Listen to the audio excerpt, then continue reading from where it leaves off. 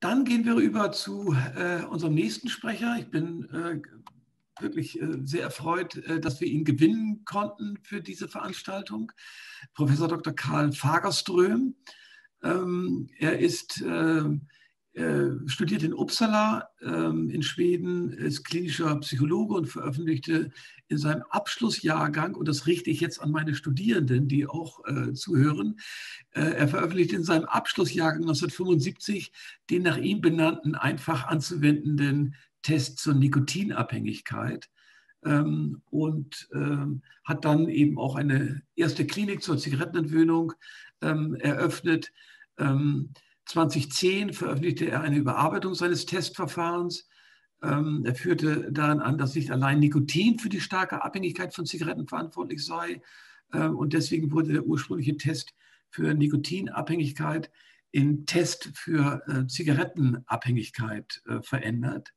Wir haben das mal, ich glaube, das war vor 10 Jahren bei einem Abendessen in Tübingen mal besprochen, wo ich Herrn Fagerström getroffen habe. Und in der Tat ist die Ausweitung auf Tabakabhängigkeit viel realistischer, weil in der Tat geht es ja nicht nur um Nikotinabhängigkeit, sondern um das Ritual und das Ambiente des gesamten Tabakrauchens.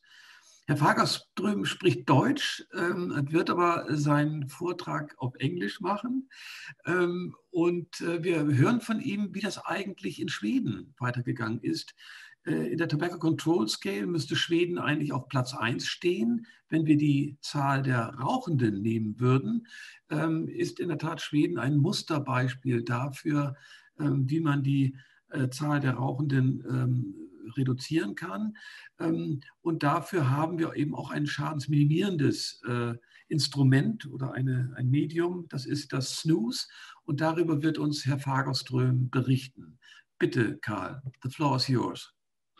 Danke vielmals, danke für die sehr nette Präsentation. Doch, es war ein Fehler. Ich spreche nicht so gut Deutsch, als ich den Vortrag in Deutsch halten könnte. So, da ich muss leider umwechseln nach Englisch. Okay, let's see if I can get my slides up here.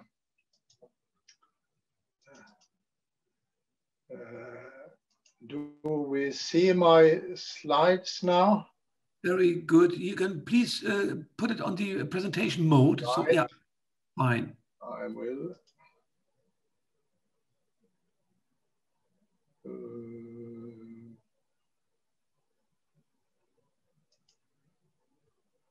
No, where is?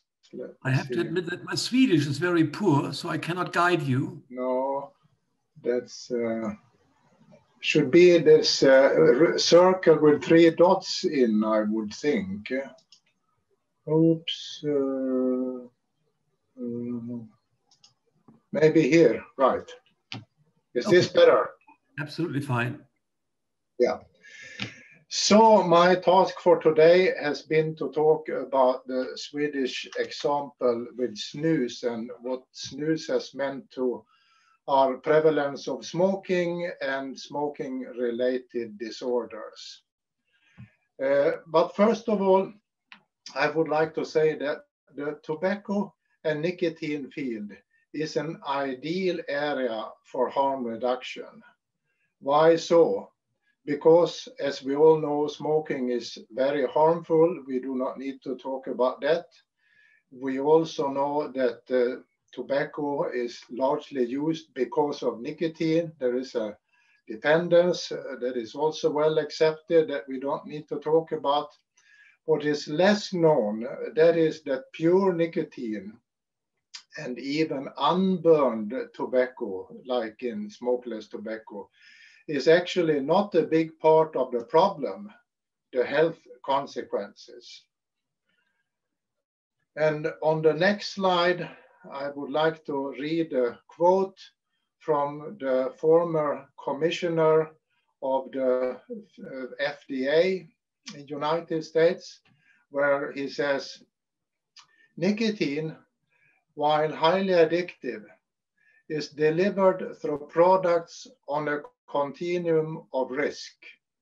And that in order to successfully address cigarette addiction is a problem.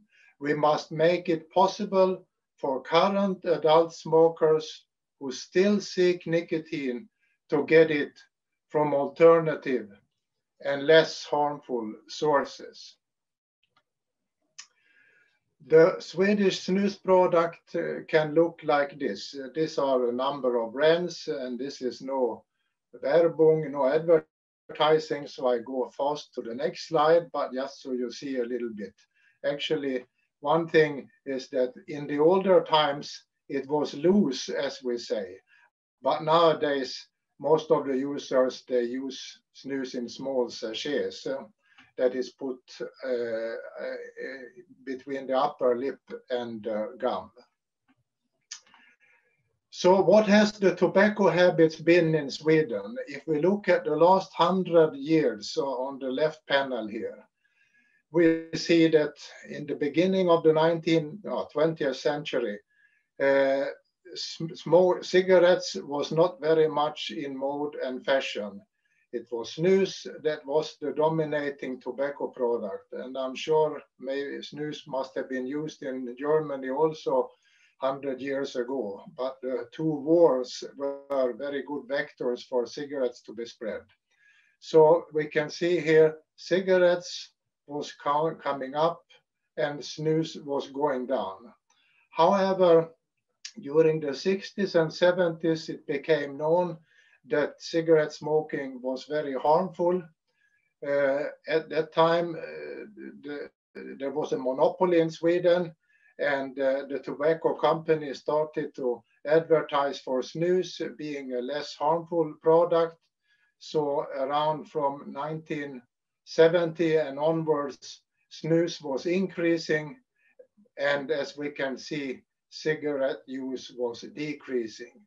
So today we have much more tobacco used for snus than for cigarette smoking. In our neighboring country, Norway, we see a bit of the same. This is the prevalence of smoking and snus. And the prevalence of smoking, luckily, has gone down steadily, but also the snus has gone up steadily. And you might wonder if this is communicating yours with a causal effect, or if it is just random happening. Today, the tobacco and nicotine use pattern in Sweden, if we look at men from 18 to 79 years, is so that actually it's probably a little bit below 5%. But I rounded it up to 5%. Snus use, 20% of the men use snus, around 1% use e-cigarettes. So we have a total nicotine use in Swedish men, which is roughly what it is in the European Union in average, as not far from Germany. So 25% of the men use nicotine in some form. Now, okay, if we go back to this slide, if harm reduction is about bringing down smoking to a very low prevalence, Sweden has been successful. But I think more importantly is the health effects of harm reduction. And in the concept harm reduction is implied health, of course. And this is the most important slide I have. And here we see the European Union member states, but not Sweden. We see the country with the maximal harm, the medium, and the country with the least harm, but Sweden is not part of here. Sweden is in this column by itself. So if we look at men and look at lung cancer, the standardized mortality is 220 out of 100,000 in the European Union. The highest country is 399, and lowest one 91, but Sweden is lower than that. If we go to other cancers, we see the same, that Sweden is an outlier. with lower than the second lowest. All cardiovascular disease, the average in the European Union is 170, while in Sweden there is only 70. And all causes 222, which is much lower than the second lowest, 378, and of course even more lower than the 550 for the average or median EU value. So Sweden is very low when it comes to tobacco attributable harm or actually mortality. However, that does not apply for the women.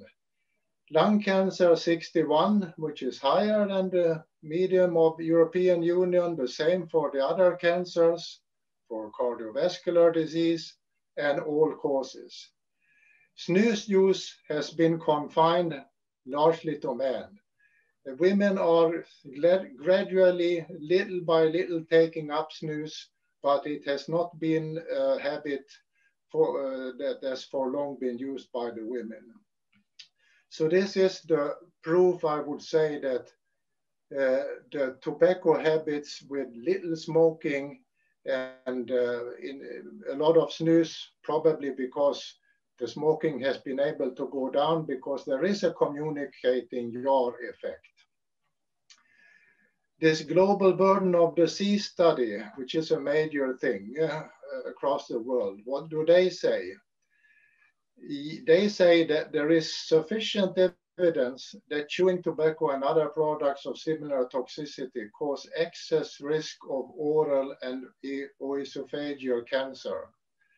While, and here it comes, at this time, existing evidence does not support attributing burden to snus or similar smokeless tobacco products.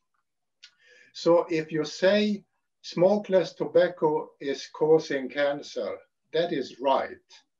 It is, but within the smokeless tobacco category, you have a number of products, and some of them are much more harmful than others.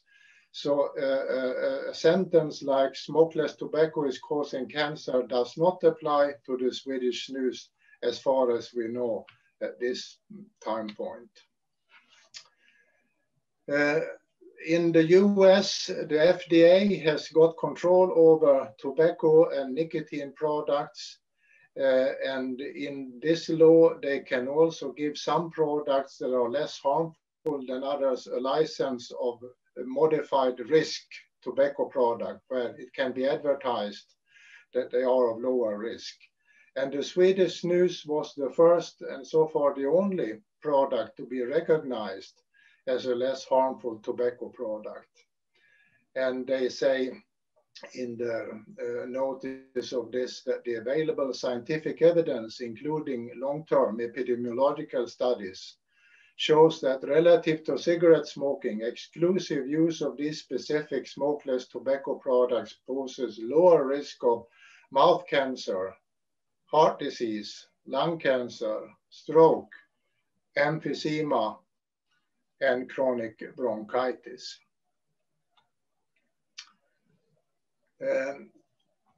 We are a group in Sweden, Snus Commission, that I belong to, and we have been looking into the tobacco, the deaths in the European Union, and what they would be if the tobacco habits have been similar to the ones we have in Sweden. And in this slide, I have only listed Germany and UK. And among this age category, as we have here, and this, we are talking about men, only men, the actual deaths per year to tobacco attributable causes is 80,000. If the tobacco habits in Germany would have been the same as in Sweden, the death rate would have been 36,000. That is 44,000 less, which is huge and large. And were we to look at the whole European Union according to this WHO data, there is 560,000 men per year that dies as a result of tobacco harm. while it would be only 205,000 if the habits would been the same as in Sweden. So a gain of 355,000 per year. I think that no other factor or problem in public health could yield such a difference and result. So are there no problems with nicotine at all and snus? We have in Sweden not seen any increased likelihood of getting a stroke or a myocardial infarction, but what have been observed in some studies is that if you get a stroke, an MI, the consequence might be worse if you use snus. What is quite clear is that there is an increased risk for adverse effect in pregnancies. And that is, of course, something that is valid for many drugs, like even caffeine and certainly alcohol. So should not be used by pregnant women. There is a possibility also that it can increase the risk of diabetes of type 2 version in very heavy consumers. And it does irritate the oral mucosa, but this is irreversible, and often the snus users, they switch to the other side, but also the sachets, the small pouches that are used now instead of loose snus is minimizing this problem. So today we have a number of products and they can be positioned on harmful or similarity to cigarettes. I mean the behavior that goes with using these products and the harmfulness. And certainly the cigarette is the most harmful product. Then there are a number of other products, heat but not burn, e-cigarettes, snus, and nowadays also we have non-tobacco pouches that only contain nicotine and are in terms of formulation and ingredients very close to nicotine replacement products. The best is of course for a smoker to give up abruptly and not needing any help at all with any of these products. If the smoker cannot do that, the best would be to switch from cigarettes to a non-combustible product, snus or the new non-tobacco oral pouches. However, if that is also too difficult, there is an easier and more gradual approach where a smoker can switch to this heat but not burn, to an e-cigarette, and then to a non-combustible product, and hopefully go out of using any nicotine at all. And that was the last slide. So thank you very much for your attention. Ja, vielen Dank, Karl, für diese Präsentation, die uns doch einen sehr guten Einblick gegeben hat in die schwedischen Verhältnisse. Sorry to switch to English. Thanks for the very deep insight into the Swedish environment and the discussion about snus and the consequences of snus. So there are a few questions in the chat, and I will present them to you. The first one, Karl, is, are most of snus users in Sweden former smokers, or are there a lot of users who didn't smoke before? That is one. Right, that is an important question, of course. Up to around 2000, 2010, the large majority was former smokers. This majority has started to shrink, and today I would say it's relatively 50-50 or a little bit more 55% that has never been smokers. So there is uptake of snus before anyone has smoked also. It's very much a cultural thing. So you would think that is normal since many adolescents and young people, they see more snus use than cigarettes use. So therefore, there is a direct uptake of snus. Okay. Good to know. And do you think that snus users are as addicted to nicotine or consumption as smokers? There has been some studies on that, and it looks like it's when it comes to stopping smokeless tobacco and snus, and I'm saying smokeless here because I'm relying on United States evidence here. It seems to be clearly less difficult to stop with snus than with cigarettes. And there has been a good number of studies using nicotine replacement for snus users. And it's difficult to find an effect of NRT because the placebo group has a very high success rate.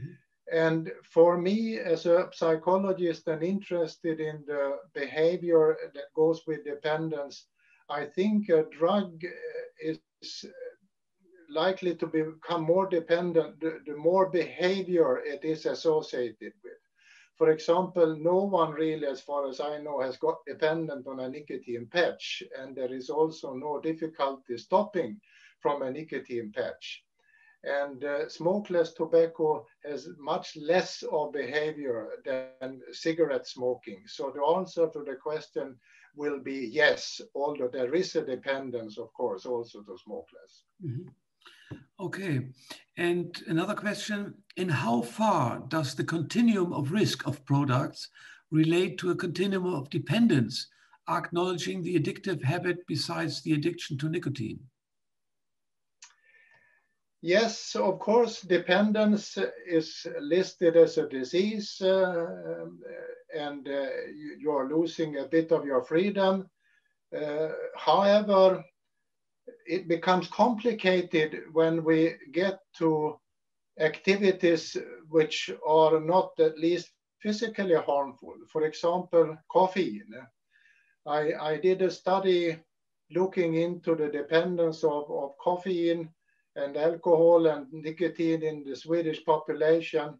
And although tobacco products are related to harder dependence in each user, the dependence problem nationally is larger with caffeine use because there is 80% using caffeine and only around 20% or actually less than that with both sexes using nicotine.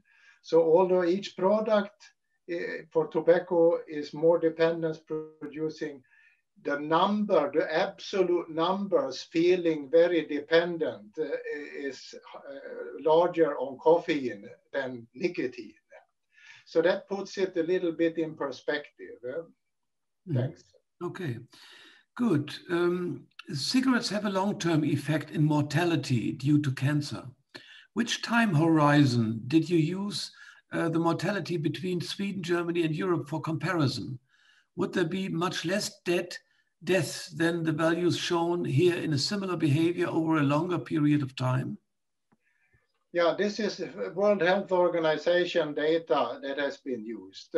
And when I'm saying if Germany have had the same tobacco habits as Sweden, I mean, if that happened right now, it would take 20, 30 years until you would see the effect of the switch, because you do not get lung cancer the next day after you started smoking.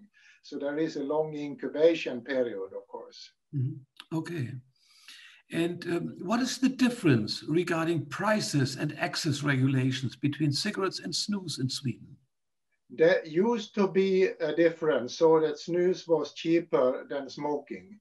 But the Swedish government was keen to increase the tax on tobacco, and then they increased it more on cigarettes and found out that there was a lot of smuggling. Yeah? And then the people in the finance ministry came to realize that snus is not produced outside Sweden, so there would be no smuggling. So instead they increased the tax on snus, which is contrary to public health. And that means today there is no difference. If your daily cost for snus would be the same as the daily cost for smoking. Mm-hmm. Okay, thank you very much. What would be your estimate for health risks of snus and nicotine pouches? What is the difference?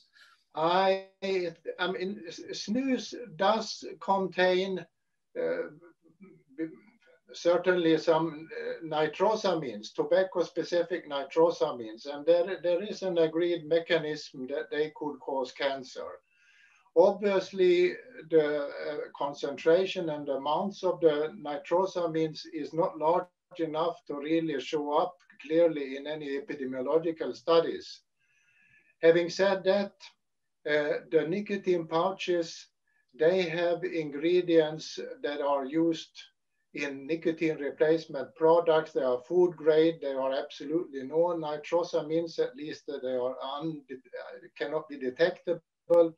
Also heavy metals that you see sometimes in tobacco because it comes from the soil and can hardly be avoided, do not find their way into these nicotine pouches either. So I would think that the nicotine pouches would be one possible step less harmful than the snus products. Okay. And how is the taxation of snus in Sweden? As I just said, it's the same as for cigarette. There is no advantage being a snus user. It's not less expensive to switch to snus. Mm. Okay, and one of the last questions. In the recent SCEAR report on e-cigarettes, the relative risk harm of nicotine in ends versus cigarettes has almost completely been ignored. How can this be brought to the attention of the EU Health Commissioner? Right, yes, that's a big disappointment. If you could get rid of tobacco and nicotine in a very short time, I think I wouldn't complain much. But being a little bit philosophical here, we are not very successful when it comes to combating drugs, certainly not even illegal drugs. And I think that most societies will have their, you could call it cultural drugs, caffeine, nicotine, and also and alcohol, of course.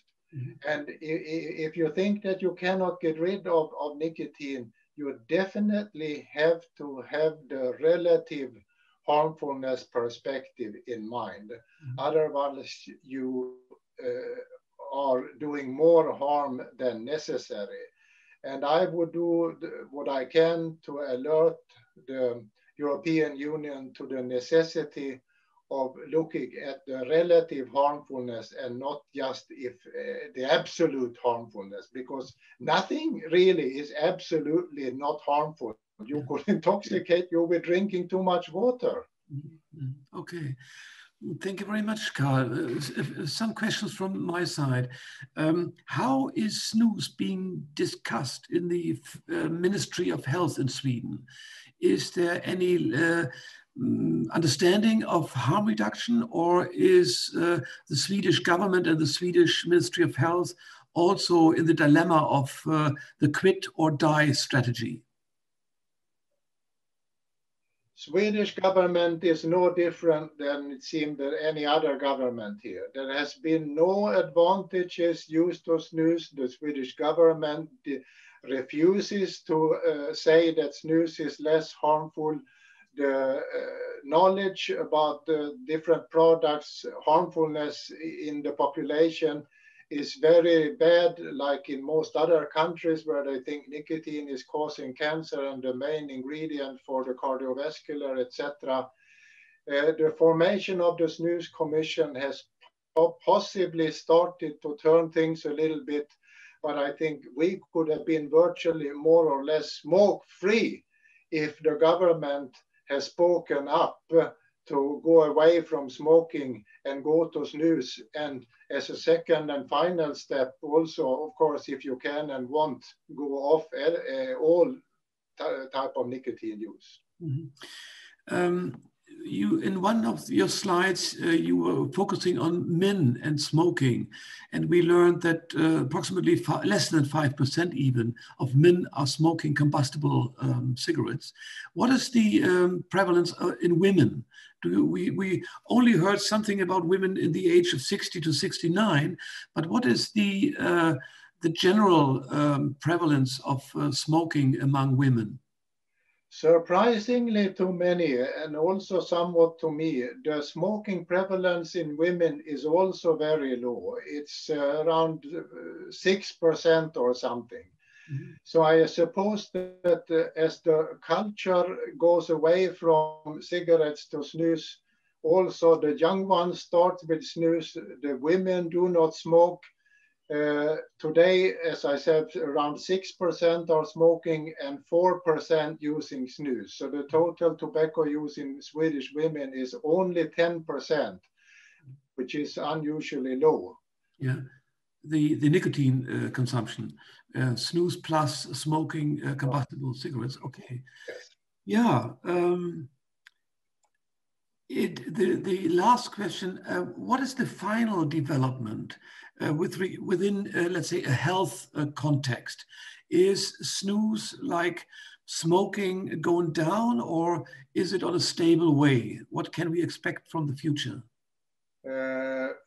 Snus has been relatively stable for the last 20 years in the whole population. For men, it has actually gone down a bit, while now around, and for women, it has gone up. So women compensate for the downturn in snus use among men. But it's relatively stable, as I said. And snus use, as many advocate, would increase smoking and increase tobacco use. That has certainly not happened. The total nicotine use among men is, if anything, going down a little bit. Mm-hmm. Okay. And are there many areas in Sweden? It's a long time when I have been in Sweden last time, so approximately 10 years. But can we expect, let's say, smoke-free areas? In Germany, for instance, we only have, let's say, main stations or public buildings which are smoke-free. Is it even gone beyond that in Sweden, or how can we imagine that?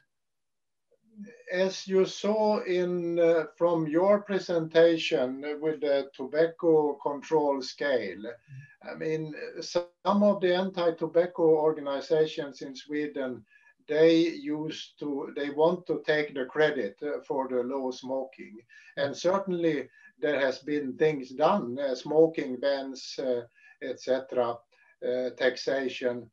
But as you can see, Sweden is not among the leading countries there. I think we are around place 12 to 15. So it must be something else that has contributed to the very low smoking prevalence in Sweden. Mm-hmm. Okay. So, vielen Dank, Karl. Du siehst, du hast eine Menge Fragen provoziert und es war sehr lebhaft. Wunderbar dafür. Dir alles Gute und ich freue mich auf unsere weitere Zusammenarbeit. Danke sehr. Alles Gute. Tschüss, Karl.